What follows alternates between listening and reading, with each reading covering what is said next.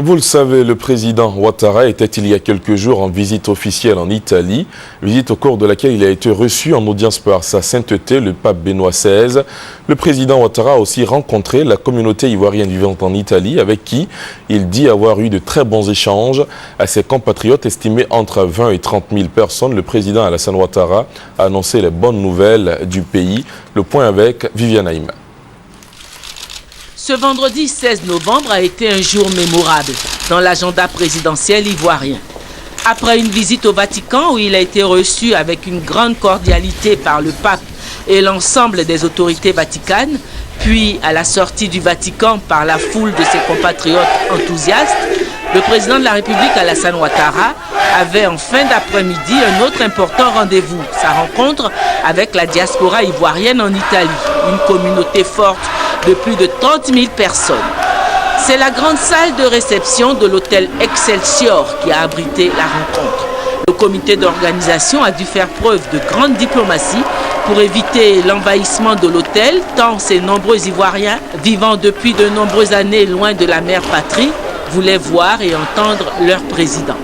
Beaucoup sont partis il y a plusieurs années pour se trouver un meilleur avenir face aux difficultés économiques que connaissait la Côte d'Ivoire, mais avec l'avènement au pouvoir du président de la République Alassane Ouattara, qui suscite l'espoir d'un avenir radieux pour la Côte d'Ivoire, ils sont venus de toutes les régions d'Italie pour prendre part à ce grand moment.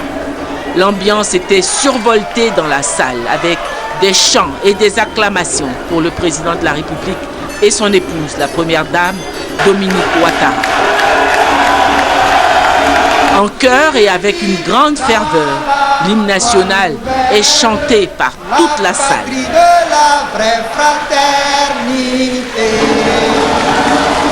la Côte d'Ivoire! L'ambassadeur de Côte d'Ivoire en Italie, son Excellence Tagliente Saracino, prend la parole. Elle remercie le président de la République pour cette rencontre et elle lui rend hommage pour son esprit de paix et son attachement à l'ouverture religieuse clairement exprimée par sa visite au Saint-Siège au Vatican. Vous êtes un homme de paix, vous êtes venu voir le pape, vous avez voulu lire par là votre volonté d'écuménisme. Dans la salle, toutes les religions sont présentes. Nous avons conscience de cela et nous pensons qu'avec toutes les religions, avec toutes les énergies, en synergie, nous pouvons vivre ensemble et construire la Côte d'Ivoire. Merci beaucoup. Au nom de tous les Ivoiriens vivant en Italie, leur porte-parole, Cissé Seydou, également président du comité d'organisation de cette rencontre, exprime au président de la République leur soutien et leur affection et les espoirs qu'ils placent en lui. Les filles et les fils de cette auguste assemblée, représentant de toute la diaspora ivoirienne, vous congratulent en vous remerciant pour la dignité et la fierté retrouvées. Tous, nous adhérons au processus de réconciliation et de reconstruction de votre gouvernement pour une Côte d'Ivoire fraternelle et prospère. Monsieur le Président, sous votre égide, la Côte d'Ivoire retrouve son lustre d'antan. Aujourd'hui, Monsieur le Président, vous êtes l'espoir de la nation ivoirienne.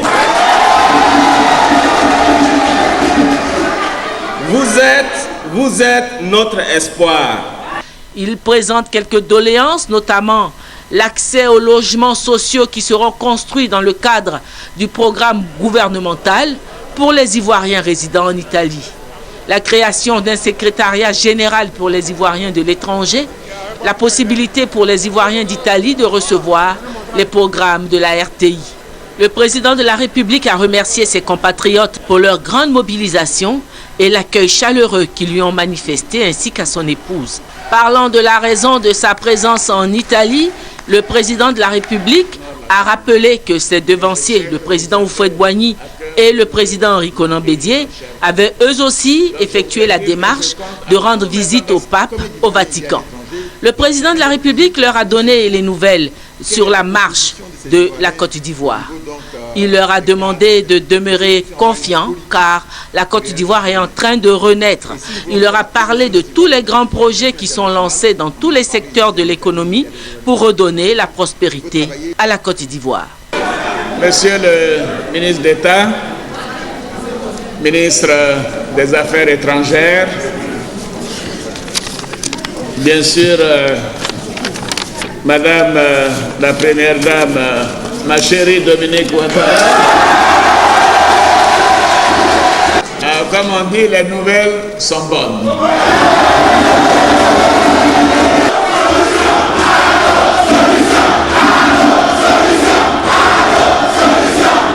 La Côte d'Ivoire est au travail. Oui, la Côte d'Ivoire est au travail. La Côte d'Ivoire est au travail, les Ivoiriens sont au travail.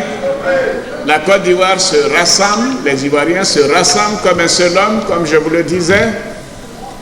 La sécurité est revenue, la situation s'est normalisée et l'État travaille. Nous avons un taux de croissance de la richesse nationale cette année qui ferait rougir beaucoup en Europe.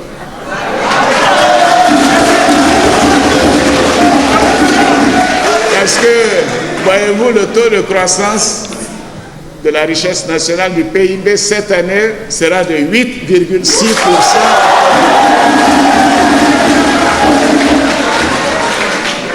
Et l'année prochaine, nous serons à 9%. Et nous continuerons de monter les années d'après. Parce que la Côte d'Ivoire est au travail. Parce que les Ivoiriens sont au travail. Parce que les Ivoiriens sont réconciliés.